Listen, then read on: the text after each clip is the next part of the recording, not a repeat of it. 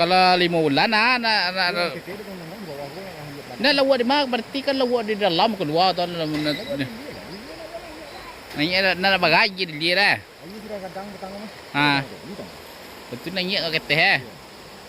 Sekolah buat lah. Banyak lawak pada besok di sana. Ya.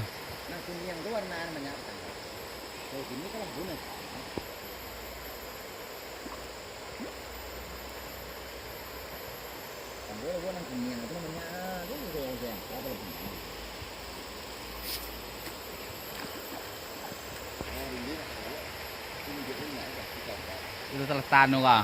Kita tay ni nak. Kita modal kah? Ah. Ya.